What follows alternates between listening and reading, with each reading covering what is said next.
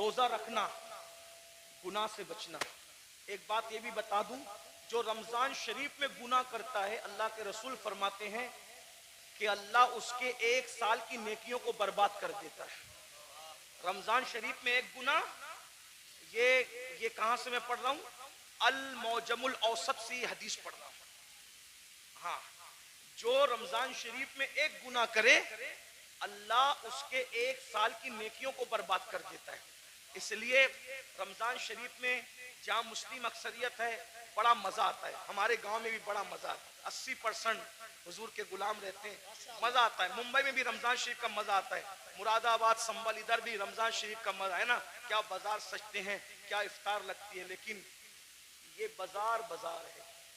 اصل رمضان شریف کی بہار اس کی ہے جو گناہ سے بچ جائے، عبادت کر کے اللہ کو راضی کر جائے۔ کیا بات ہے حضرت، سبحان اللہ۔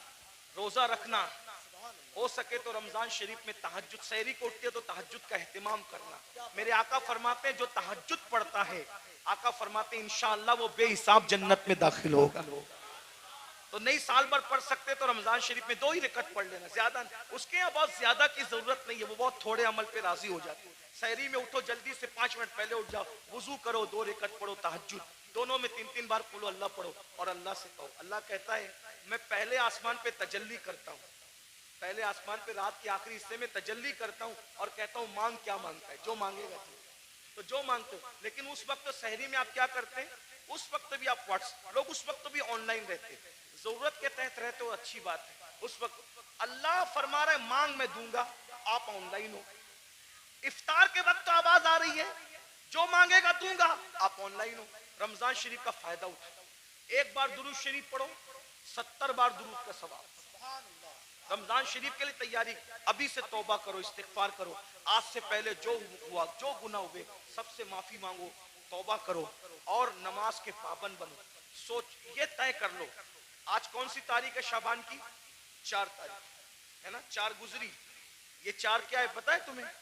یہ 4 شعبان تمہارے اور میرے امام ہیں، امام حسین کی ولادت کی تاریخ ہے۔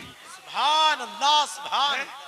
مولود حسین پاک کا دن گزرا آج، میلاد حسین، سیدہ کے آنگن میں جو دوسرا پھول کھلا تھا۔ غور کیجئے، تو آج سے یہ عہد کر لو کہ میں نماز کی پابندی کروں گا، لیکن نماز پڑھوں گا تو کس کے پیچھے؟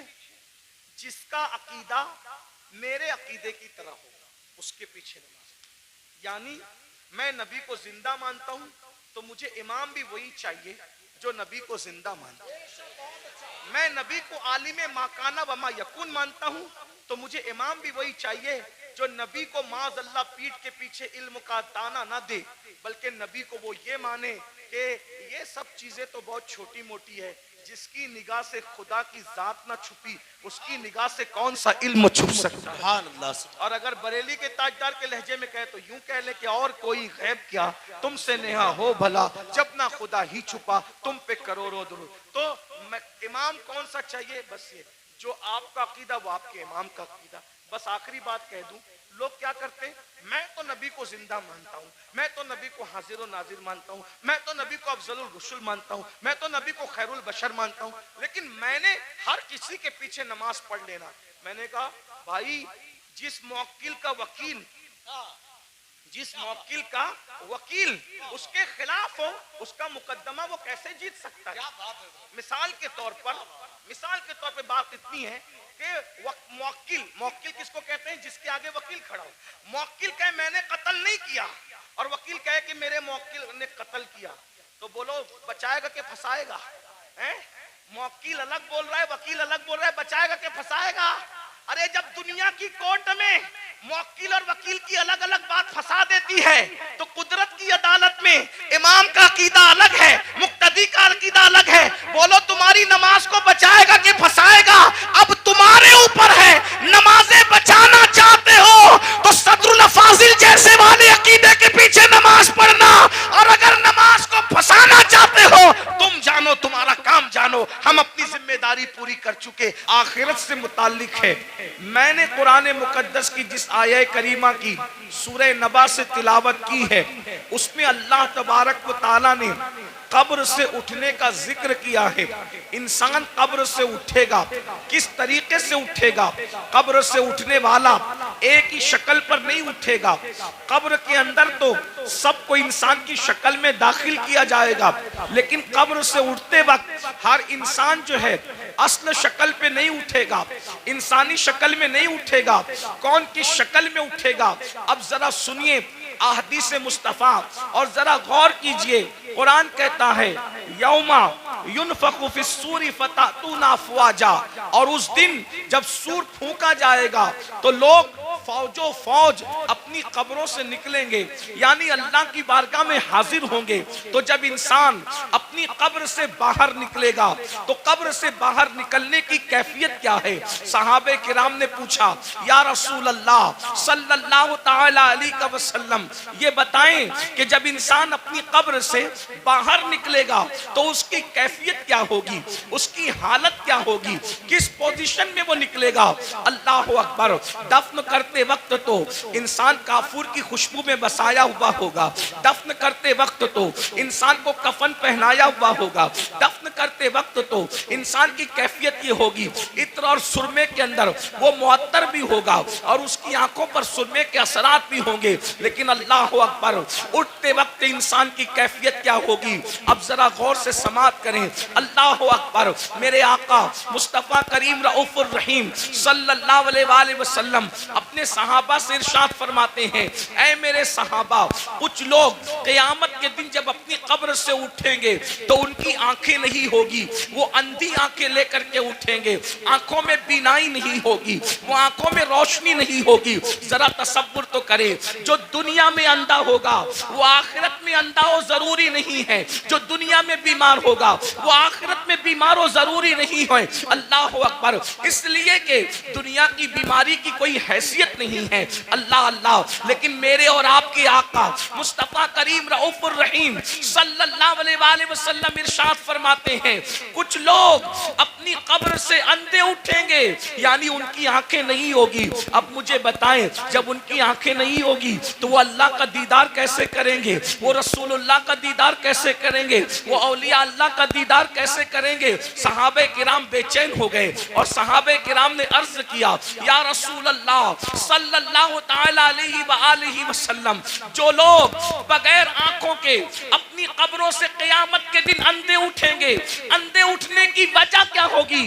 تو میرے آقا ارشاد فرماتے ہیں دنیا کے اندر نصیحت کرنے والے جب ان کو نصیحت کرتے ہوں گے تو وہ نصیحت کو نہیں مانتے ہوں گے.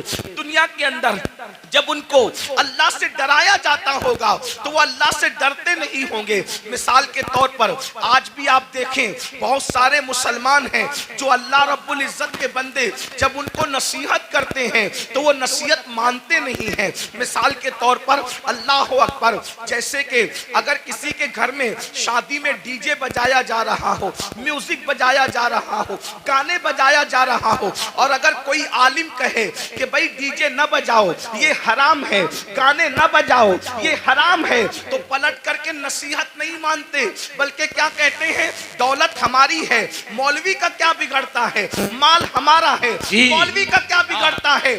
سن لو اللہ کے نبی نے تمہیں وقت سے پہلے آگاہ کیا, مرنے والوں موت آنی ہے, مرنے کے بعد قیامت کے دن قبر سے اٹھنا ہے. اگر تم نصیحت نہیں مانتے اور دولت کے نشے میں غرور و گھمنڈ کے اندر ڈوب کر کے خدا کی نصیحت کو پیٹ کے پیچھے ڈالتے ہو تو قیامت کے دن اندھے اٹھنے کے لیے تیار ہو جاؤ. سن لو دولت کے غرور اور گھمنڈ میں خدا کی نصیحتوں کو فراموش کرنے والوں, یہاں کسی کی آنکھیں اندھی ہوگی کوئی راستہ پکڑ کر کے چلا دے گا, یہاں کسی کی آنکھیں اندھی ہوگی کوئی سہارا دے کر کے پار لگا دے گا, یہاں کسی کی آنکھیں اندھی ہوگی کوئی نہ کوئی مدد کے لیے آ جائے گا. مگر قیامت کے دن اللہ کی نصیحتیں نہ ماننے کی بنیاد پر جب تمہیں اللہ اندھا اٹھائے گا, نہ وہاں لاٹھی ہوگی, نہ کوئی سہارا ہوگا, نہ کوئی مددگار ہوگا. اندازہ فرمائے قیامت کے دن دفن ہونے کے بعد اپنی اپنی اپنی قبروں سے اٹھنا ہے. بولو نصیحت مانتے ہیں لوگ؟ آج کل بہت سے لوگ نصیحت نہیں مانتے. اور ایک بات بتاؤں، نصیحت ماننا یہ بھی ایمان کی علامتوں میں سے ایک علامت ہے. نصیحت ماننا ایمان کی نشانیوں میں سے ایک نشانی ہے. قرآن کہتا ہے وَذَكِّرْ فَإِنَّ الذِّكْرَى تَنفَعُ الْمُؤْمِنِينَ، کہ نصیحت کرو، کہ نصیحت مومنین کو فائدہ دیتی ہے.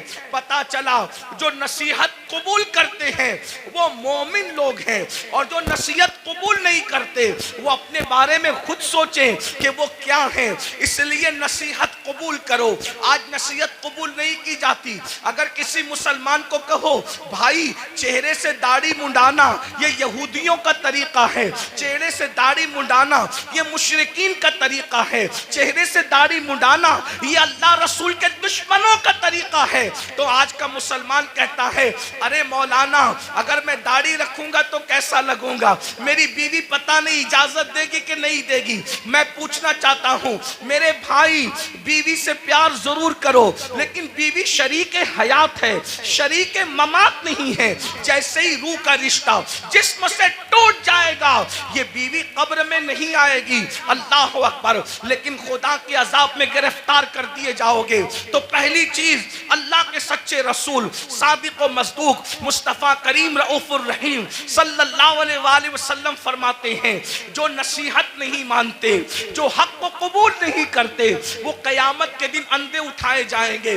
یہاں ایک بات کا اور اضافہ کر دوں، بہت سی چیزوں میں نصیحت کی جاتی ہے.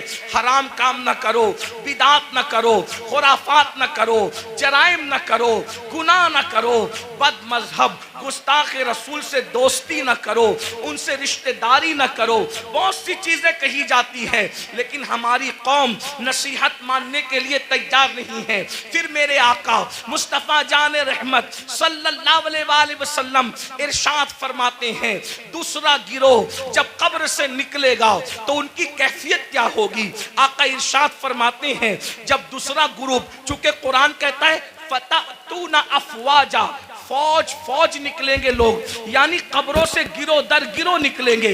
تو پہلے گروپ کا ذکر آپ نے سن لیا، اب دوسرے گروپ کا ذکر سنیں. جو دوسرا گروپ قبروں سے نکلے گا ان کی کیفیت کیا ہوگی. دوسرے گروپ کی کیفیت یہ ہوگی، میرے اور تمہارے آقا سچے رسول صادق و مصدوق مصطفیٰ جان رحمت صلی اللہ علیہ وآلہ وسلم فرماتے ہیں لوگ قبروں سے نکلیں گے تو ایسے نکلیں گے جیسے ان پر کسی نے جادو کر دیا ہو.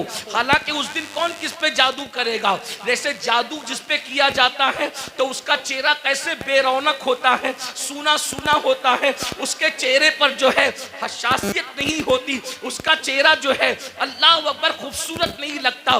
بلکہ صرف سمجھانے کے لیے کہہ رہا ہوں، چہرہ منحوس سا لگتا ہے، ڈراؤنا سا لگتا ہے.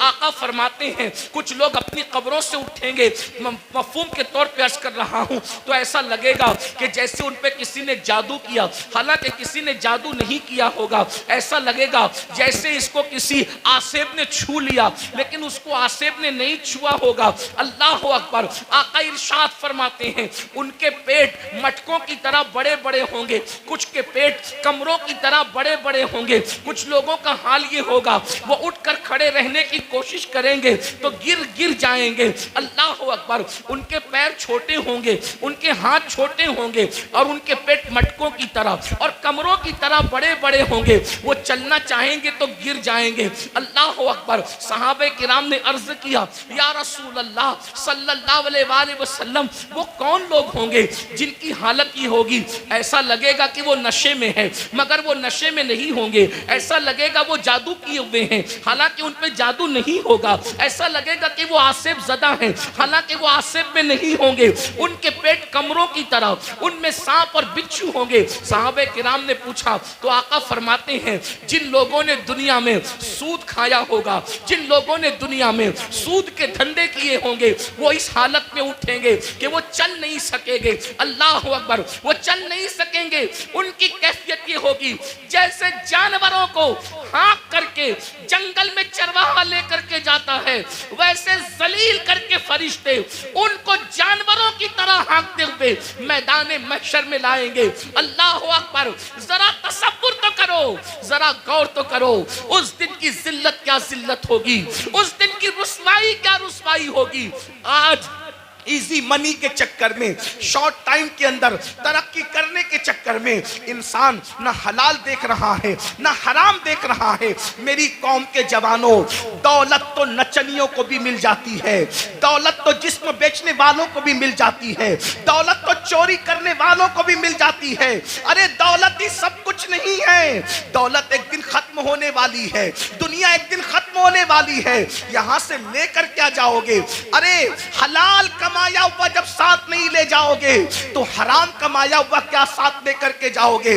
ذرا سوچو تو صحیح, ذرا تصور تو کرو. یہ کوئی مقرر نہیں کہہ رہا ہے, یہ کوئی جلسے کا ناظم نہیں کہہ رہا ہے, یہ کوئی معمولی انسان نہیں کہہ رہا ہے, یہ تمہارے اور میرے نبی فرما رہے ہیں. اللہ اکبر. لوگ, سود خور لوگ اپنی قبروں سے ایسے اٹھیں گے جیسے وہ نشے میں ہے, حالانکہ وہ نشے میں نہیں ہوں گے. جیسے وہ پاگل ہے, حالانکہ وہ پاگل نہیں ہوں گے. جیسے وہ آصف زدہ ہیں, وہ آصف زدہ نہیں ہوں گے. ذرا سوچئے آج کس طریقے سے اللہ اکبر سود کو پرموٹ کیا جا رہا ہے, بیاج کو پرموٹ کیا جا رہا ہے. یاد رکھیے شاید اسی دور کے لیے کہا گیا تھا جو سود سے بچنے کی کوشش کریں گے, سود کا گرد و غبار ان تک پہنچ کر کے رہے گا, سود کا گرد و غبار ان تک پہنچ کر کے رہے گا. آج ایسا تو نہیں کہ ہم اسی دور میں زندگی گزار رہے ہیں. اللہ اکبر. سود لین دین مسلم آبادیوں میں اتنا بڑھ چکا ہے کہ لوگوں کو خیال ہی نہیں رہتا کہ ہم حرام کما رہے ہیں. ایک بات مجھے یاد آئی, آگے بڑھنے سے پہلے اس حدیث کو میں آگے بڑھاؤں اس سے پہلے بیچ میں ایک روایت یاد آئی. میرے بھائیوں ذرا سوچو, ذرا غور کرو. آپ نے اب تک یہ سنا ہوگا, آپ نے اب تک یہ سنا ہوگا جب کوئی بندہ حج کے لیے جائے اور سفر حج میں مر جائے. اللہ اکبر. سفر حج میں مرنے والے کی شان کیا ہے؟ سفر حج میں مرنے والے کی شان کیا ہے؟ نمبر ایک, جو حج کرتا ہے وہ گناہوں سے ایسے پاک ہو جاتا ہے جیسے ابھی ماں کے پیٹ سے پیدا ہوا. حج کرنے والے کے سارے گناہ بخش دیے جاتے ہیں. حتیٰ کہ حاجی کی شان یہ ہے کہ حاجی 700 ایسے لوگوں کی بخشش کروائے گا جن پر جہنم واجب ہو چکا ہوگا. حاجی کی شان یہ ہے. اللہ اکبر. لیکن کوئی حاجی بنے تو صحیح, حاجی سب کہلاتے ہیں. حاجی ہے کتنے؟ جو واقعی حاجی ہوگا وہ 700 لوگوں کی بخشش کرائے گا. حاجی کا ٹائٹل پانا آسان ہے, حاجی بن جانا آسان نہیں ہے. اللہ اکبر. سنو سنو, غور سے سنو, اللہ کے بندو توجہ سے سنو. اللہ اکبر. حج کرنے والے کی مغفرت ہو جاتی ہے, حج کرنے والے کی بخشش ہو جاتی ہے. حج کرنے والا 700 لوگوں کی شفاعت کرے گا, وہ شفیع بنے گا, اس کی شفاعت قبول کی جائے گی. اللہ اکبر. اور اگر کوئی خوش نصیب سفر حج میں مر جائے, سفر حج میں مر جائے تو جب تک دنیا قائم رہے گی, جب تک چاند سورج نکلتے رہیں گے, جب تک عرفات کے میدان میں حج ہوتا رہے گا, جو سفر حج میں مر گیا قیامت تک ہر سال اللہ اس کو حج کرنے کا ثواب عطا فرمائے گا. ایک روایت میں آیا ہے اس کا ہم شکل ایک فرشتہ پیدا کیا جائے گا جو قیامت تک اس کے لیے حج کرتا رہے گا. بولو سفر حج میں مرنے کی فضیلت کیا ہے؟ مگر اب سنیے, دل کے کانوں سے سنیے, ذرا غور سے سنیے. اللہ اکبر. ایک قافلہ سفر کر رہا تھا. سفر کرتے کرتے جب وہ آگے بڑھا حج کے سفر میں تو انہوں نے کیا دیکھا, ایک بندے کا انتقال ہو گیا. اور جب اس کا انتقال ہو گیا سوچا حاجی ہے, حاجی صاحب کا انتقال ہو گیا. ابھی کعبے تک پہنچے بھی نہیں تھے کہ حاجی صاحب کا انتقال ہو گیا. حاجی صاحب کا انتقال ہوا تو ان کے چہرے پہ کپڑا ڈھانک دیا گیا. جب کپڑا ڈھانک دیا گیا تھوڑی دیر کے بعد لوگوں نے سوچا چلو غسل دے دو, چلو کفن پہنا دو تاکہ ہم ان کو دفن کر سکیں. جیسے ہی غسل دینے کے لیے چہرے سے کپڑا ہٹایا تو کیا دیکھتے ہیں کہ حاجی صاحب کا چہرہ گدھے کی طرح ہو گیا, گدھے کی شکل اختیار کر گیا. اللہ اکبر. پورے قافلے میں کوہرام مچ گیا, پورا قافلہ بے چین ہو گیا. ارے سفر حج میں مرنا تو بڑی سعادت کی بات ہے, لیکن سب رونے لگے, سب بے چین ہونے لگے, دعا کرنے لگے اور دعا کرتے تھے, یا اللہ تو کسی پہ ظلم تو نہیں کرتا, سفر حج میں مرنے والا اس کا چہرہ گدھے کی طرح ہو گیا, اللہ اکبر. تو کسی کی آنکھ لگی تو خواب میں ارشاد فرمایا گیا تم اس کے گدھے کی طرح چہرہ ہونے پر افسوس اور تعجب کرتے ہو, یہ نہیں پوچھتے کہ اس کا چہرہ سفر حج میں بھی آخر گدھے کی طرح کیوں ہو گیا.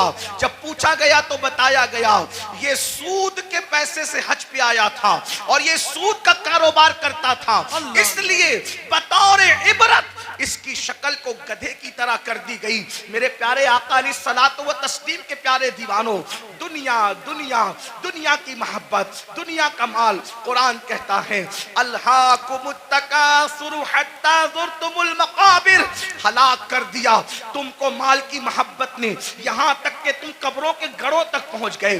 مال کی محبت سے نکلو, مال کمانا برا نہیں ہے لیکن مال کی محبت میں مذہب و مسلک کا سودا کرنا برا ہے, آخرت کو فروخت کرنا برا ہے.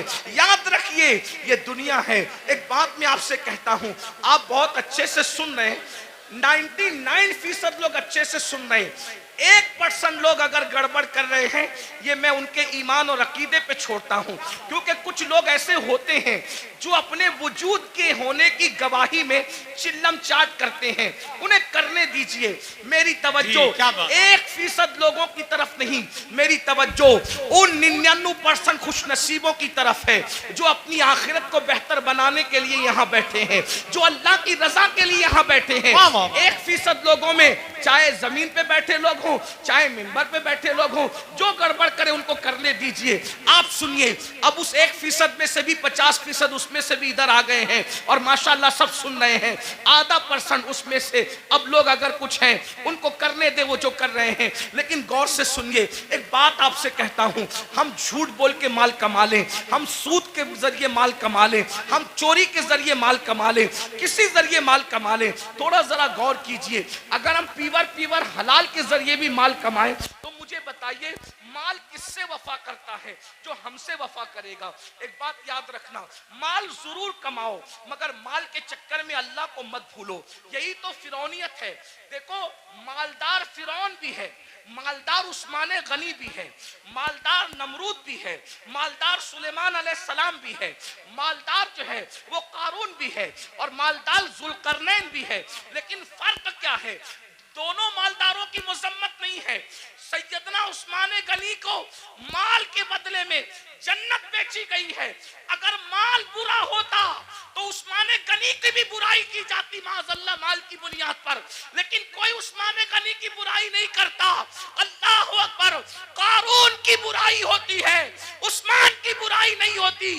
وجہ مال نے قارون کو اللہ کا باغی بنا دیا اور مال نے عثمان غنی کو جنتی بنا دیا.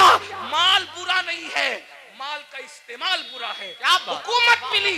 حکومت ملی نمرود بگڑ گیا, حکومت ملی سلیمان علیہ السلام کو حکومت نے نہیں بگاڑا, بلکہ جب بھی نعمت ملتی ہے تو سلیمان علیہ السلام کہتے ہیں کہ سبحان ربی العالی.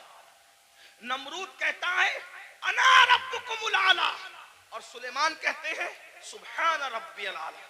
مال برا نہیں ہے, مال کے چکر میں اللہ کو بھول جانا برا ہے. اب آپ سے پوچھتا ہوں کتنے ہی مالدار ہیں ہم؟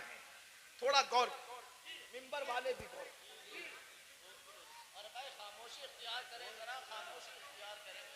مال سب کو اللہ نے دیا, آپ کو بھی دیا, اور جن کو نہیں ملا میں دعا کرتا ہوں اللہ ان سب کو عطا کرے. آمین آمین. لیکن سنو, مال آپ نے کما لیا, بہت مال مل گیا. مال ملنے کے بعد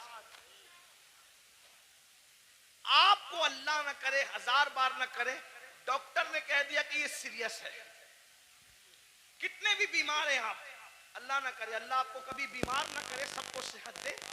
لیکن ایک گراؤنڈ ریئلٹی ہوتی ہے نا کہ بیمار تو آدمی نے پڑنا ہی ہے.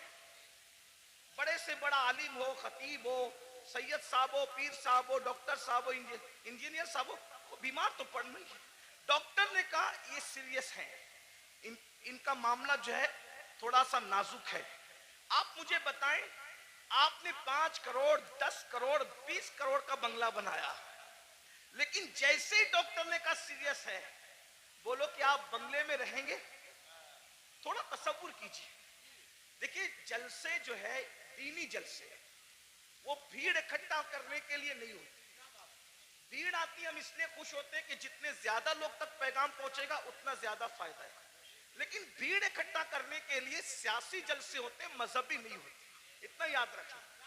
ہم 22,000 پر خوش ہونے والے لوگ نہیں ہیں, ہمیں تو 72 وفادار چاہیے. واہ واہ واہ سبحان اللہ سبحان اللہ واہ واہ واہ زندہ باد. کربلا میں ایک طرف 22,000 گنڈے تھے اور ایک طرف 72 وفادار. سبحان اللہ سبحان 22,000 کا نام نہیں ملتا.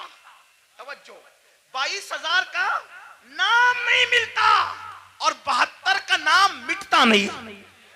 ان کا نام ملتا نہیں, ان کا نام مٹتا نہیں. وجہ کہ وہ 22,000 ہو کر بھی مخلص نہیں تھے اور یہ 72 ہو کر بھی اللہ کے وفادار اور مخلص بندے تھے. سبحان اللہ سبحان اللہ. اس لیے دھیان سے سنو, غور سے. 5 کروڑ کا بنگلہ 10 کروڑ بناؤ, ہم منع نہیں کرتے. ہمارا تصوف تو قادری تصوف ہے, اچھا کھاؤ اچھا پہنو اچھے عمل کرو, ہم منع نہیں کرتے. ہم دقیانوسی فکر کے لوگ نہیں ہیں. ہم لوگ ایسا نہیں کہتے کہ جو جتنا دھارمک ہوگا وہ اتنا شادیوں سے دور ہوگا. نہ, مذہبی بن کر بلکہ مذہبی بننے کا ڈھونگ رچا کر شادی نہ کرنا اور پھر سفید داڑھی ہونے کے بعد ریپ کیس میں جیل میں پڑے رہنا, یہ کون سی مذہبیت ہے؟ یہ کون سی مذہبیت؟ ہمارا مذہب تو یہ, جب مذہب کی جان محمد الرسول اللہ نکاح کرتے ہیں تو نکاح کرنا یہ مذہب کے خلاف نہیں ہے, بلکہ نکاح کرنا یہ تو مذہب کا حصہ ہے. اللہ اللہ سبحان اللہ سبحان اللہ. اپنا مذہب اتنا عظیم مذہب ہے, انجوائے کے سارے رستے بتاتا ہے, بس یہ کہتا ہے حرام نہ کرنا. جیسے توجہ کریں, دوسرے لوگوں کا حال, دوسروں سے مراد کوئی ٹارگٹ پہ نہیں ہے, لیکن آپ ڈھونڈے گوگل پہ وہ دوسرے کون ہیں, تھوڑا آپ بھی اپنی ذمہ داری نبھائیں.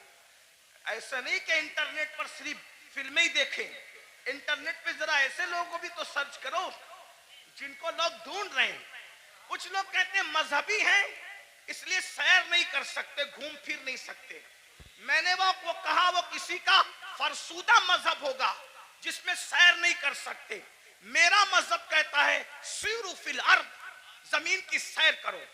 بلکہ سیر بھی ہمارے یہاں سنت ہے. کیوں؟ اس لیے کہ جب ہمارا نبی سیر کرتا ہے, توجہ, ہمارا نبی سیر کرتا ہے, اور کیسی سیر, جس کی سیر کو قرآن یوں بیان کرتا ہے, سبحان الذی اسری بعبدہ لیلا من المسجد الحرام الی المسجد الاقصی الذی بارکنا حولہ لنریہ من آیاتنا انہ هو السمیع البصیر. اللہ اکبر. جب نبی نے سیر کی ہے تو امتی سیر کیوں نہ کرے؟ لیکن سیر بتا دی گئی. جی, جب سیر کرنے جاؤ تو پاپ نہ کرو. کیا بات, واہ واہ واہ واہ واہ, بہت اچھا حضرت. سیر کرنے جاؤ تو شراب نہ پیو. سبحان اللہ. سیر کرنے جاؤ تو عورتوں پر پاپ کی نظریں نہ ڈالو.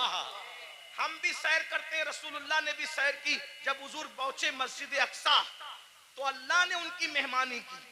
ماشاءاللہ.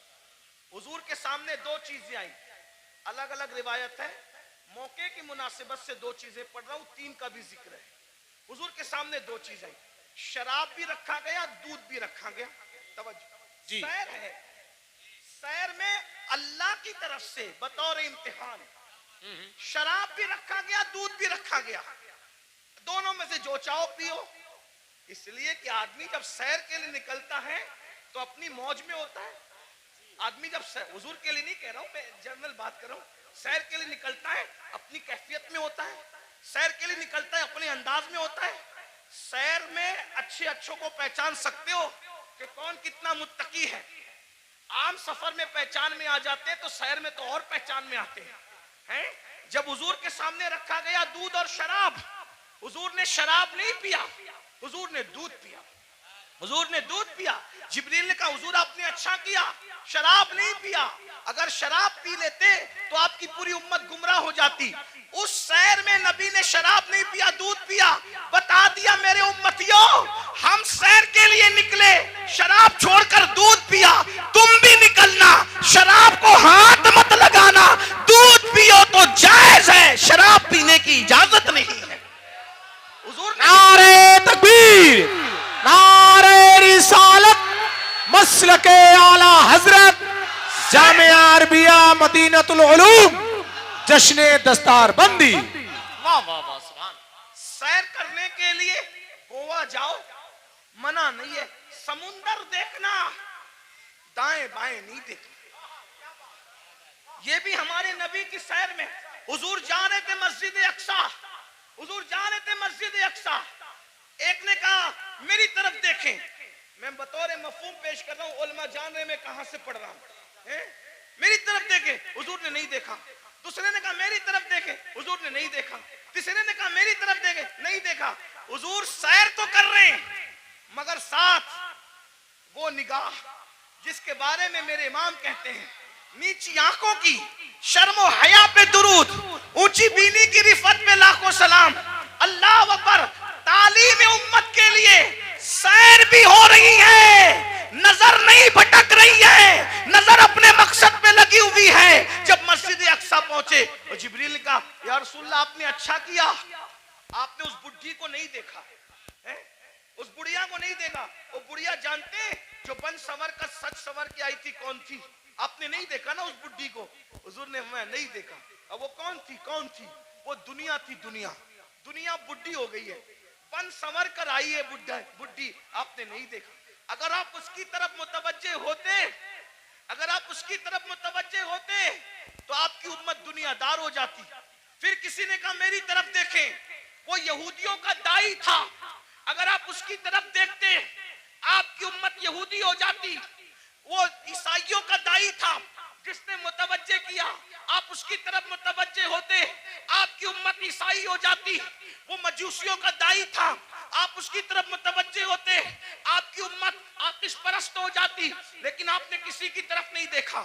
تو بھائیو, ہمارے مذہب میں سیر کرنا منع نہیں ہے, بلکہ سیر کے درمیان جو حرام کام کرتے ہو وہ منع ہے. گانے سنتے ہو وہ منع ہے, حرام کام کرتے ہو وہ منع ہے. اسلام کہتا ہے انجوائے کرو, حرام کام مت کرو. میں بار بار اس پہ کہہ چکا ہوں. عثمان غنی مالدار ہیں, اپنے مال کی بنیاد پہ 2 بار جنت خریدی, اور حضرت عثمان نے ایسی جنت خریدی کہ اللہ کے رسول نے یہاں تک کہہ دیا آج کے بعد عثمان کچھ بھی کر لے وہ جنت ہی میں داخل ہوگا. اللہ اللہ, سبحان اللہ, سبحان. یہ مال کی برکت ہے. تو مال اگر مسجد میں دو سبحان اللہ, مدرسے میں دو سبحان اللہ, ماں باپ پہ خرچ کرو سبحان اللہ, بھائی بہنوں پہ خرچ کرو سبحان اللہ, غریب یتیم مسکینوں پہ خرچ کرو سبحان اللہ. لیکن اگر مال کی وجہ سے اللہ کو بھول جاؤ, فرعونی سوچ ہو, نمرودی سوچ ہو, قارونی سوچ ہو. اب تھوڑا غور کرو, میں جو کہہ رہا تھا ماحول بن چکا, تھوڑا سن, اچھا ماحول بن گیا, تھوڑا سننے کا ماحول بن گیا. ہاں, ایک تقریر کے بعد ہمارے بھائی حضرت علامہ زاہد حسین صاحب کہہ رہے تھے کہ تیرا ہی حوصلہ ہے کہ اتنی چیخ چلاٹ میں تو بولتا ہے. میں نے کہا میں کیا بولوں, اس لیے کہ میں تو ایک ہی کے لیے بولتا ہوں. مجمع سینکڑوں کا ہو, ہزاروں کا ہو, اور شکر کے طور پہ لاکھوں کے مجمع میں بھی میں نے بولا ہے, بولتا ہوں, لیکن بولتا ہوں ایک ہی کے لیے, بس ایک ہی کے لیے. تم کتنا ہی شور کر لو, اس ایک تک میری آواز پہنچنے سے کوئی نہیں روک سکتا, اور وہ ایک ہے میرا اللہ, اور وہ ایک ہے اس ایک کا ایک گنبد خضرا کا مکی. جو پیا کو بھائے اختر وہ سہانا راگ ہے, جو پیا کو بھائے اختر وہ سہانا راگ ہے, جس سے ناخوش ہے پیا وہ راگنی اچھی نہیں. راگنی اچھی نہیں. آپ کتنا بھی چلائیں, ڈسٹرب کریں, میں ڈسٹرب نہیں ہوں گا, کیونکہ میری توجہ اس ایک کی اور اس ایک کے ایک کی طرف ہے نا. لیکن اگر آپ کی توجہ بھی ہو جائے تو آپ کے ساتھ میری بھی بگڑی اور میرے ساتھ آپ کی بگڑی بن جائے گی. اور میں خوش ہوں مراد آباد کے گرد و جوانب میں لوگ بہت اچھا سنتے ہیں, اچھا جمع ہوتے ہیں.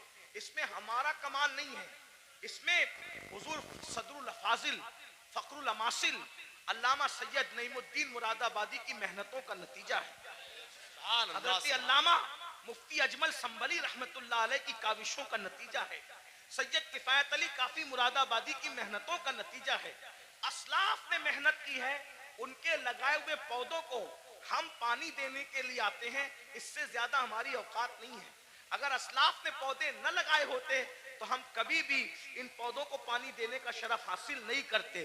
اس لیے آئے ہو سن لو, ہو سکتا ہے اس فقیر بے نوا کی آواز اللہ دل میں اتار دے تو تمہاری بھی بگڑی بن جائے, میری بھی بگڑی بن جائے. یہ مال مال مال مال مال مال مال میں ڈوبے ہو. تصور کرو 5 کروڑ کا بنگلہ ہو, 10 کروڑ کا بنگلہ ہو, کتنا بھی قیمتی پلنگ ہو, ساگوان کا بنا ہو, اس کا بنا, اس کا بنا, ڈاکٹر کہتے ہیں آپ سیریس ہے, آپ کی جان کو خطرہ ہے. صحیح کہنا, وہ بنگلہ چھوڑ کر ہاسپٹل میں آتے ہو کہ نہیں آتے, ہے نا. دیکھو یہ اللہ کی آزمائش, امتحان ہے. اور وہ ہاسپٹل ہمارے لیے کرائے کا ہوتا ہے, ہوتا ہے کہ نہیں, کرائے کا, کرائے کا ہوتا ہے. بہت گھمنڈی آدمی ہے, تھوڑی سی دولت آ جاتی ہے پیر زمین پہ نہیں ٹکتے. دولت دینے والے خدا کو بھول جاتا ہے, عزت ملتی ہے اللہ کو بھول جاتا ہے, عزت دینے والے خدا کو بھول جاتا ہے. بھائیو سوچو نظر, میرے جوانوں سے خاص مخاطب ہوں. جوانوں سوچو, تم قوم کا مستقبل ہو, تم ہی ہماری قوم کا سرمایہ ہو. دولت کے نشے میں فرعونی سوچ مت پیدا ہونے دو. بیمار پڑو گے ہاسپٹل میں ایڈمٹ کیے جاؤ گے. نمبر 1 اللہ کا پہلا امتحان, کرائے کی بیڈ پر آ کے پڑ گئے, جس کا کرایہ 5,000 ہے, 10,000 ہے, 25,000 ہے, کتنا بھی مہنگا کرایہ ہے, لیکن ہے وہ بیڈ کرائے کا. نمبر 1. نمبر 2, بنگلہ کتنا بھی بڑا ہے لیکن پرائیویٹ روم ہاسپٹل کا 10x10 یا 20x20 سے زیادہ کا نہیں ہے. نمبر 3, کتنے بھی قیمتی کپڑے ہوں, کتنے بھی قیمتی کپڑے ہوں, سارے قیمتی کپڑے اتار لیے جاتے ہیں اور ہاسپٹل کے معمولی سے سستے کپڑے پہنا دیے جاتے ہیں. یہی ہے. اب اگر صحت حاصل کر کے گھر پہنچ گئے تو سبحان اللہ, ورنہ اگر مرے تو کن کپڑوں میں, کس پر گھمنڈ کر رہے ہو, کس پر اترا رہے ہو. یہی مال ہے نا جو مسجد میں جانے نہیں دیتا. دکان کا شٹر بند کر کے نماز کے لیے مسجد میں جاؤں گا تو کتنے کسٹمر چلے جائیں گے. ظالم سوچ, یہ مال کی حیثیت, مال سے بڑا بے وفا کوئی ہے, مال سے بڑا غدار کوئی ہے, اور تو اس مال سے دل لگایا جو مال نے بیماری میں بھی تیرے کام نہ آیا. اس محل سے دل لگایا جس نے بیماری میں بھی تجھے گھر سے بے گھر کر دیا. ہاسپٹل کے کپڑوں میں تو مرا, ہاسپٹل کی 4 دیواری میں تو نے آخری سانسیں لی, یہ تیرے مال کی اوقات ہے. ارے کاش تو مال بھی کماتا لیکن مال میں تو اللہ کو نہیں بھولتا, گھمنڈ نہیں کرتا. مال کماتا زکات دیتا, مال کماتا نماز پڑھتا, مال کماتا غریبوں کی مدد کرتا, مال کماتا حج عمرہ کرتا, مال کماتا لوگوں کو, کمزوروں کو مضبوط بنانے کی کوشش کرتا. لیکن افسوس اس مال نے میری قوم کے جوانوں کو گھمنڈی کر دیا. ان بھائیوں کو آگے بڑھنے سے پہلے ایک بات کرتا ہوں, 2 باتیں کر کے بات ختم کر لوں گا. بس 2 باتیں, آخری کی 2 باتیں, ایک اور ایک سنیں. ایک بار بادشاہ ہارون رشید حج کے لیے نکلا. ہارون رشید بادشاہ حج کے لیے نکلا. نہ ادھر ادھر کی تو بات کر, یہ بتا کہ قافلہ کیوں لٹا. مجھے رہزنوں سے غرض نہیں تیری رہبری کا سوا. پہلے ممبر ہی ممبر پہ بیٹھنا سیکھ لے. تو اپنی اوقات سے بڑھ کے کچھ نہیں کہوں گا, لیکن بہت دکھ کی بات ہے, ممبر والے ممبر پہ بیٹھنا سیکھ لے. بس ممبر پہ تو اب ہر آدمی کو آپ گھسا کر لاتے ہیں, معیار بھی ممبر کا ختم. ہمارے دادا مرشد حضور مفتی اعظمین کے دور میں مجال تھی کوئی عوام میں سے پبلک پہ چڑھتی, منبر پہ چڑھ نہیں. حضور مجاہد ملت کے دور میں مجال تھی, کوئی منبر پہ نہیں. یہاں تو حال یہ ہے کہ بس کوئی معیار ہی نہیں. اللہ رحم کرے. دو بات سنے, بات ختم کرتا ہوں.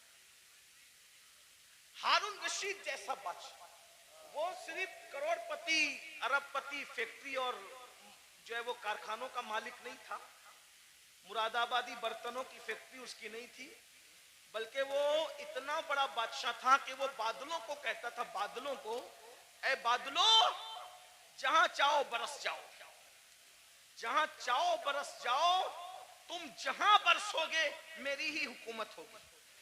اتنا بڑا حکومت کا مالک وہ ہارون رشید. حج کے لیے جب نکلا نا, وہ یہ سب لوگ جو دین دان کرتے ہیں نا, یہ دنیا کے حکمراں, اس کے سامنے کچھ بھی نہیں ہے. یہ پچر لوگ ہیں, میں کسی کا نام نہیں لے رہا ہوں, بچے ہیں. اس کو دیکھو, یہ گرین قالین, یہ ریڈ قالین کتنا اتراتے ہیں. فلائٹ سے لے کر کے اگر ایئرپورٹ کے دروازے تک حکمرانوں کو مل جائے تو. ہارون رشید, غور کیجئے, تاریخ ہے, تاریخ. کتنا مالدار ہوگا وہ بادشاہ کہ بغداد سے جب حج کو چلا ہے تو بغداد شریف سے لے کے مکہ شریف تک اس کے لیے قالین بچھایا گیا. غور کریں, اتنا مالدار آپ کے مراد آباد میں اپنے انڈیا میں کوئی نہیں ہوگا. انڈیا میں کیا, سعودی میں بھی کوئی نہیں ہوگا, برطانیہ اور امریکہ میں بھی کوئی نہیں ہوگا. آپ گھمنڈ مت کیجئے, ہم سے مالدار لوگ گزر چکے. اس کا حج کتنا کر و فر والا تھا, کتنا کر و فر والا تھا. میں ابھی آپ کو بہت کرنٹ لگنے والی گفتگو کروں گا.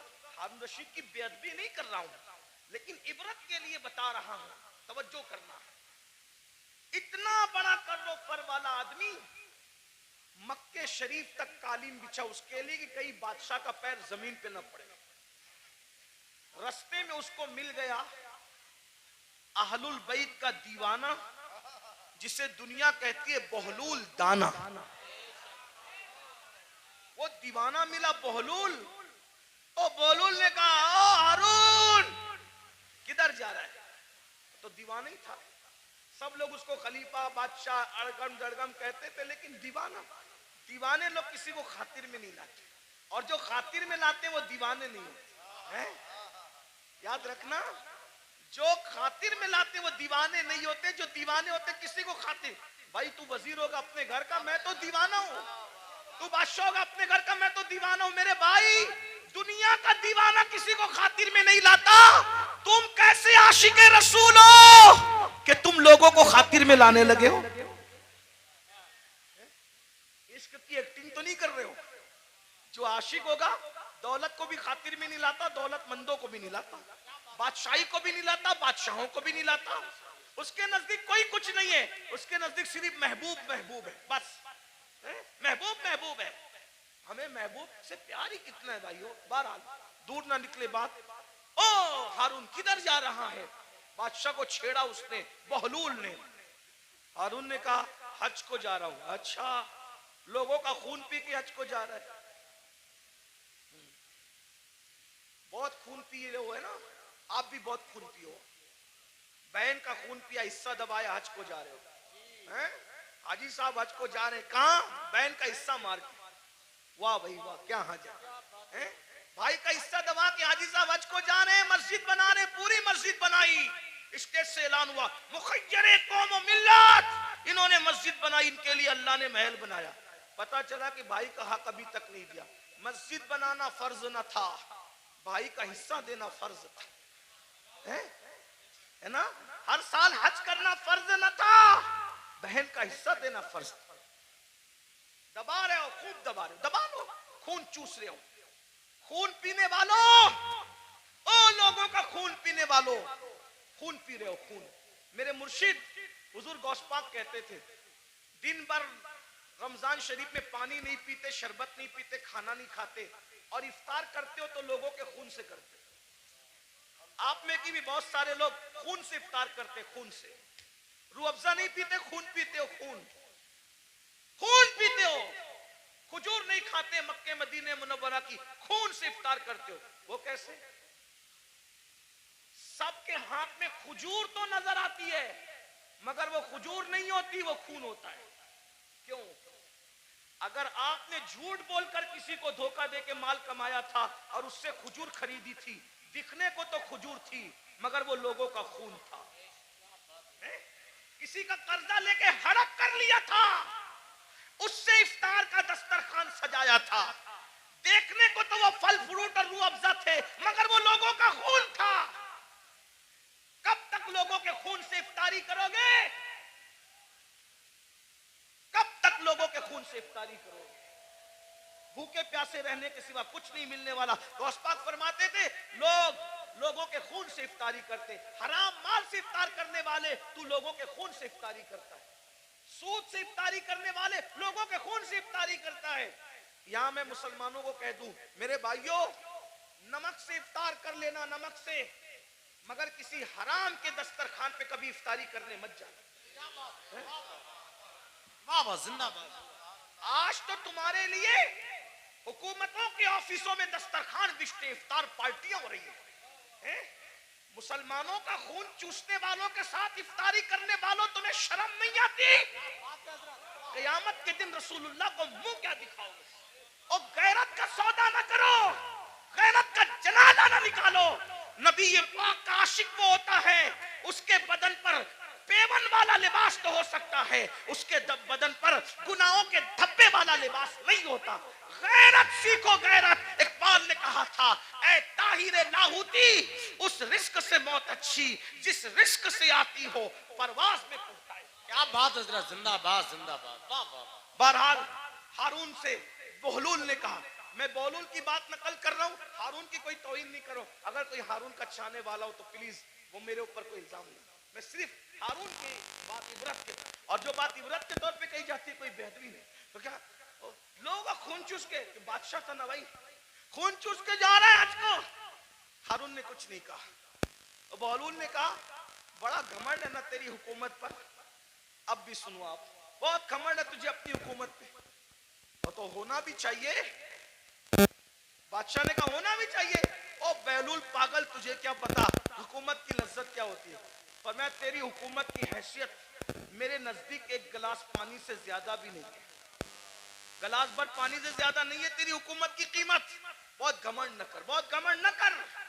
بہلول کی بات پر ہارون نے ہنسنا تھا، ہنسا. جیسے ہم لوگ کی بات پہ بھی لوگ ہنستے ہیں. ہم لوگ جب اس طرح کی باتیں کرتے ہیں لوگ ہنستے ہیں، مولوی لوگ کو دیکھو پاگل ہوئے ہیں، دور اتنا ترقی کر گیا کہ ابھی تک یہی کرتے ہیں. قبر میں کیا ہوگا، حشر میں کیا ہوگا، اور یہ کیا ہوگا، وہ کیا ہوگا. دیکھو دنیا ترقی کر رہی ہے، دنیا پیزے کھا رہی ہے، ابھی یہ قبر کے بچھوؤں کو لے کے بیٹھے. ٹھیک ہے جو کہنا ہے کہہ لو، لیکن نبی نے جو کہہ دیا وہی ہوگا. پیزا کھانے والے ہو، برگر کھانے والے ہو، بریانی کھانے والے ہو، یا فاقہ کرنے والے ہو، یا روزہ رکھنے والے ہو، قبر میں جاؤ گے. جس کے لیے نبی نے جو کہہ دیا سو وہی ہو کر کے رہے گا. معجزہ میرے نبی کا کہہ دیا تو ہو گیا. آپ نے قطرے کو دریا کہہ دیا تو ہو گیا. تمہارے منہ سے جو نکلی وہ بات ہو کے رہی. انہوں نے جو کہا وہ ہو کر کے رہے گا. اور بہلول نے کہا تیری حکومت کی قیمت ایک گلاس پانی سے زیادہ کی نہیں ہے، بڑا گھمنڈ مت کر، اترا مت. اس نے کہا ایک گلاس پانی کہاں؟ کہا یہ بتا. ہارون کو کہا بتا، اگر تو رستہ بھٹک جائے تو سفر میں جانا حج کے، رستہ بھٹک جائے، کھانا پینا ختم ہو جائے، تیرے سارے چمچے ومچے بکھر جائے، تو اکیلا پڑا رہے، پانی نہ ملے، کھانا نہ ملے، مرنے کے قریب آ جائے، اور اس وقت تیرے پاس کوئی آگے کہے کہ ہارون میں تجھے ایک گلاس پانی پلاؤں گا، بول کتنے میں خریدے گا؟ بول کتنے میں خریدے گا ایک گلاس پانی؟ وہ پانی پلانے والا بولے گا میں آدھی حکومت مانگتا ہوں تجھ سے اور ایک گلاس پانی تجھے دیتا ہوں، بول خریدے گا کہ نہیں خریدے گا؟ ہارون نے کہا او پگلے بہلول، جان ہے تو جہان ہے، اگر مر گیا تو کہاں حکومت میں رہے گی اور کیا کہاں رہے گا؟ تو میں ایک گلاس پانی کو آدھی حکومت دے کے خرید لوں گا، کیونکہ بھئی آدھی دے کے خریدا، آدھی تو بچی، آدھی سے تو لطف اٹھاؤں گا. کہا وہ گلاس بھر پانی پیا ہی تھا کہ پیشاب لگی آدھے گھنٹے 2 گھنٹے کے بعد، اور پیشاب لگی، اب پیشاب نکل نہیں ہے باہر، لگی تو ہے، پریشر تو آ رہا ہے، باہر نکلتی نہیں پیشاب. ایسے میں کوئی آ کر کہے میں ایسا نسخہ جانتا ہوں اگر وہ چٹکی تجھے کھلا دوں تو ابھی پیشاب ہو، لیکن وہ نسخہ جو چٹکی بھر کھلا کر کے تجھے پیشاب کروانا ہے، آدھی حکومت دے گا تو میں وہ نسخہ تجھے دوں گا ورنہ نہیں دوں گا. بول پیشاب کرنے کے لیے وہ آدھی حکومت دے کے نسخہ لے گا کہ نہیں لے گا؟ کہا بالکل لوں گا، کیونکہ جان ہے تو جان ہے. اس لیے کہ حکومت نہ رہے گی زندگی تو رہے گی. تو کہا اللہ سے ڈر، جس حکومت کی قیمت ایک گلاس پانی نہیں، اس کو تو اتنا چاہتا ہے کہ اللہ کو بھول گیا. بتاؤ ہارون رشید کی قبر پر کتنے لوگ جاتے ہیں فاتحہ کرنے؟ کتنے لوگ ہارون رشید کے نام پہ نیاز کرتے ہیں؟ ہارون رشید کے نام پہ کتنے لوگ جلسہ کرتے ہیں؟ کتنے لوگ جلوس کرتے ہیں؟ بولو ہے؟ کتنے لوگ اس کی مریدی کا اعلان کرتے ہیں؟ بادشاہ تھا، بادشاہ، اتنا بڑا بادشاہ کہ بادلوں کو کہتا تھا جہاں جاؤ گے جا کر کے برس جاؤ، میری حکومت ہوگی. لیکن نہ نام ہے، نہ اللہ اوپر کوئی دعا کرنے والا ہے، نہ کوئی نام لینے والا ہے، نہ کوئی تعریف کرنے والا ہے. اللہ اوپر. پھر کہہ رہا ہوں توہین کے طور پہ نہیں، عبرت کے طور پہ کہہ رہا ہوں، ہے کوئی اس کے نام کا جلسہ جلوس کرنے والا؟ نہیں نہیں نہیں. بتاؤ جب اتنے بڑے بادشاہ کا کوئی نام لیوا نہیں ہے، جبکہ اس کی زندگی میں کچھ تقویٰ بھی نظر آتا ہے، لیکن اللہ اکبر، اس مرد قلندر کو دیکھو جو مدینہ منورہ سے ایک لباس پہن کر آیا تھا اور پوری زندگی اس پہ گزار دیا اور 90 لاکھ کو ایمان کی دولت عطا کر دی. 800 سال سے زیادہ کا عرصہ گزر رہا ہے، ہندوستان میں کوئی کونا ایسا نہیں ہے کہ روزانہ غریب نواز کو خراج عقیدت نہ پیش کیا جاتا. نعرہ تکبیر، نعرہ رسالت، ان کے نام فیضان خواجہ غریب نواز مسلک اعلی حضرت. ان کے نام کے ڈنکے نہ بجائے، یہ ہمارے لیے عبرت ہے. اس لیے دولت کے نشے میں اللہ کو مت بھولو. تو آقا علیہ السلام فرماتے ہیں دوسرا گروہ جو اپنی قبر سے نکلے گا تو ان کا حال کیا ہوگا؟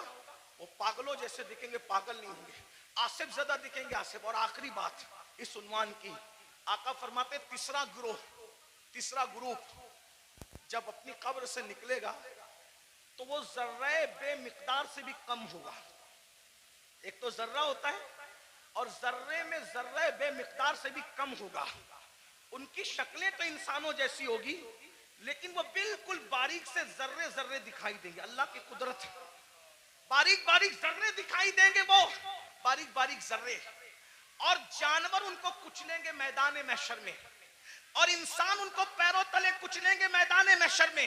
اور جب انسان اور جانور ان کو کچل لیں گے تو کچلنے کے بعد ان ذرہ بے مقدار کی شکل میں اٹھنے والے انسانوں کو پکڑ کر جو جہنم کے اندر قید خانہ ہوگا اس قید خانے میں لے جا کر کے قید کر دیا جائے گا. ذرا غور کیجئے. پھر آقا فرماتے ہیں اس قید خانے میں ان کو نار الانیار، نار الانیار نام کا مشروب پلایا جائے گا. ایک تو ذرہ بے مقدار میں ان کو اٹھایا جائے گا، انسان اور فرشتے ان کو پیروں تلے کچلیں گے، پھر ان کو پکڑ کر جہنم کے قید خانے میں لے جایا جائے گا، اس میں ان کو نار الانیار پلایا جائے گا.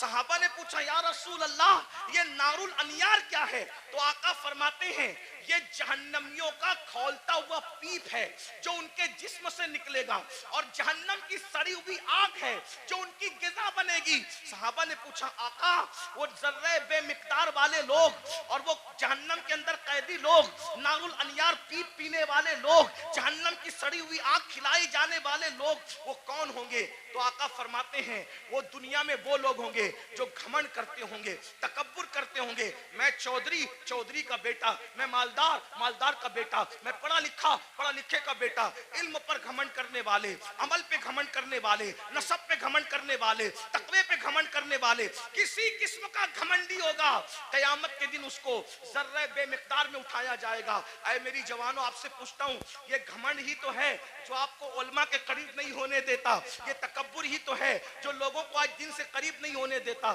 تھوڑی سی دولت آ گئی غریب رشتہ داروں کو بھول گئے، گھمنڈ کر رہے ہیں. تھوڑی سی ڈگری آ گئی دینداروں کو حقیر سمجھ رہے ہیں. ابھی دیکھو یہ بچے جو حافظ قرآن ہوئے کوئی عزت نہیں.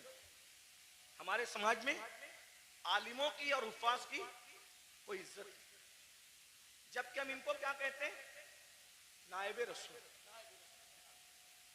कागज पे कुरान लिख दिया जाए तो उसको सर पे रखा जाता है, और सीनों पे कुरान लिख दिया जाए है? तो उनको मस्जिद में वो लोग आके बात सुनाते हैं, घर में जिसकी बीवी उसकी बात नहीं सुनती। कागज का लिखा हुआ कुरान सर पे है, सीनों पे लिखे हुए कुरान की क्या कदर कर? भाइयों, कदर करना चाहिए। ये जो बेकदरी उलमा की करते हो, बेकदरी हुफ्फाज की करते हो, दीनदार तबके, आप लोग नहीं करते, आप लोग तो बहुत मोहब्बत करते हैं।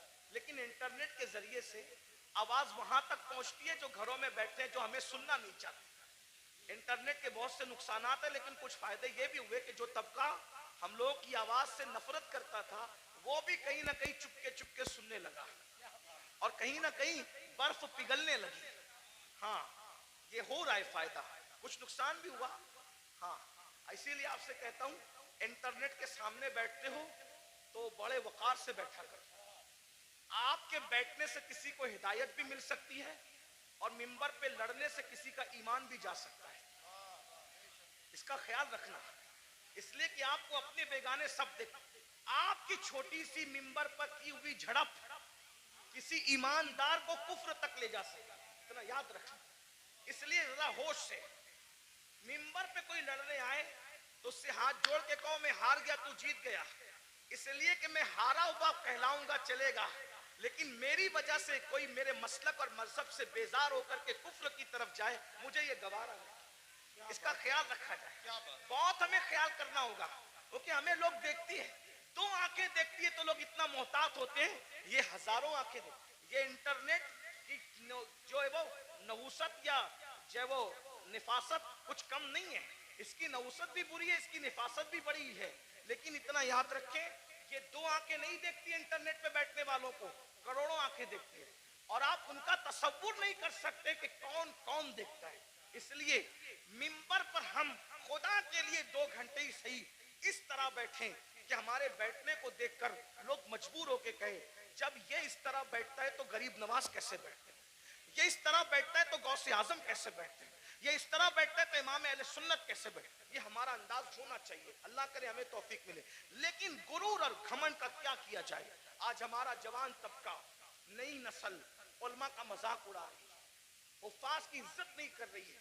मेरे जवानों, अगर दौलत के नशे में घमंड किया, हुस्न के नशे में घमंड किया, किसी भी किस्म का तकब्बुर किया, तो अल्लाह के रसूल फरमा रहे, कब्र से जर्रे बेमिकदार की शक्ल में उठोगे, बेमिकदार, और पूरा मैदान महशर तुम्हें पैरों तले कुचलेगा, जहन्नम की कैद में डाले जाओगे, नारुल अनियार जहन्नम का पीप खोलता हुआ पिलाया जाएगा, जहन्नम की सड़ी हुई आग खिलाई जाएगी। इसलिए खुदा के लिए घमंड छोड़ दो, तकब्बुर छोड़ दो, और सोचो मैं इंसान हूं और सिर्फ इंसान, मैं इंसान हूं और सिर्फ इंसान हूं। और इंसान क्या है? मिन नुत्फा, इंसान को अल्लाह ने नापाक कतरे से पैदा किया, इंसान को अल्लाह ने सड़ी हुई मिट्टी से पैदा किया। मेरे भाई, सड़ी हुई मिट्टी और नापाक कतरे से तू पैदा हुआ है। अगर इबादत करके तू अल्लाह को मना ले तो तू फरिश्तों से बेहतर है, और अगर तू अल्लाह को राजी न कर सका तो फिर माज़अल्लाह तू जानवरों से भी बदतर है। जो आखिरी बात कहने के लिए कहा था, वो आखिरी बात ये है, इमाम गजाली के उस्ताद थे, इमाम गजाली के उस्ताद, गजाली जैसी हस्ती जिसने 500 से ज्यादा उस दौर में किताब लिखी, आज से 900 साल पहले, और उनकी किताबें आज भी दुनिया में मौजूद है। तो इमाम गजाली के उस्ताद थे, उनके सामने एक नौजवान छोकरा लड़का अकड़ के चल रहा था। कुरान कहता है, वला तमशी फिल अर्दी मरहा, जमीन पे अकड़ के मत चलो, अकड़ के मत चलो। आजकल के लड़के बाइक पे बैठते हैं, थोड़ा जिम विम करके बाजू बना लिए हैं, तो वो बाजुओं पर फूल पत्तियां पता नहीं क्या क्या बना लेते हैं, ये हराम है, हराम। अल्लाह के रसूल अलैहि सलाम ने फरमाया, गूंदने वालों पर और गुंदवाने वालों पर, दोनों पर अल्लाह की लानत। हाँ, ये गूंदने गुंदाने का सिलसिला पहले इस्लाम के दुश्मन लोग करते थे, हमारा काम नहीं है। गूंदना गुंदवाना हमारा काम नहीं। हमारे बाजुओं पर निशान नहीं होते, हमारे चेहरों पर सजदों के निशान होते हैं। اور وہ بھی کالے نشان نہیں، انوار کے نشان ہوتے ہیں، چمک ہوتی ہے. سیماہم فی وجوہہم من اثر السجود، چہرے چمکتے ہیں. جم کرو، مضبوط بنو، طاقتور بنو. میں تو کہتا ہوں ہمارا مذہب طاقتور لوگوں کا مذہب، ہمارے کمزور لوگ ہیں ہی نہیں. ہمارا اللہ بھی طاقت والا، لا حول ولا قوت الا باللہ. ہمارا اللہ طاقت والا، ہمارے رسول طاقت والے. ایک شخص نے مجھ سے ٹرین میں کہا کہ میرے فلاں نے ہمالیہ اٹھایا. میں نے کہا اچھی بات ہے، لیکن میں متاثر نہیں. کہا کیوں؟ میں نے کہا میرے نبی نے صرف ہمالیہ نہیں، پوری کائنات کا بار اٹھا رکھا ہے. اور میرے امام کہتے ہیں جس کو بارے دو عالم کی پرواہ نہیں، ایسے بازو کی قوت پہ لاکھوں سلام. اندازہ کر ان کی انگلی کے اشارے کا. جبل ابو قبیس پہ کھڑے ہو کر اشارہ کرتے ہیں تو چاند ٹکڑے ہو جاتا ہے. جس کے اشارے کی اتنی قوت ہے، اس کی انگلی کی کتنی قوت ہوگی؟ انگلی کی اتنی قوت ہے تو پنجوں میں کتنی قوت ہوگی؟ اور جب پنجوں میں اتنی قوت ہے تو بازوؤں میں کتنی قوت ہوگی؟ اور جب بازو کی قوت یہ ہے تو سینے میں کتنی قوت ہوگی؟ ان کے سینے کی قوت کو قرآن بیان کرتا ہے. لو انزلنا ھذا القرآن علی جبل لرأیتہ خاشعا متصدعا من خشیۃ اللہ. جس پہاڑ نے قرآن کا بار نہ اٹھایا، مصطفیٰ کے سینے نے قرآن کا بار اٹھا لیا. واہ واہ واہ، سبحان اللہ سبحان اللہ. ہمارے یہاں تو سبھی طاقتور ہے. غوث پاک طاقتور، غریب نواز. جم کرو، طاقتور بنو، مگر کسی کی گردن دبانے کے لیے نہیں، رات رات بھر مصلی پہ کھڑے ہونے کے لیے، کسی پہ ظلم کرنے کے لیے نہیں، مظلوم کی مدد کرنے کے لیے، کسی کو ڈرانے کے لیے نہیں، ڈرانے والوں کو سمجھانے کے لیے طاقتور بنا. ہمارے سبھی ہمارے مولا علی تو اتنے طاقتور تھے. ہمارے مولا علی اتنے، مولا علی کا ذکر کرو تو کچھ لوگ جلتے ہیں کیونکہ ان کی طاقت ان کو برداشت نہیں ہوتی. ہمارے مولا علی بہت طاقتور تھے.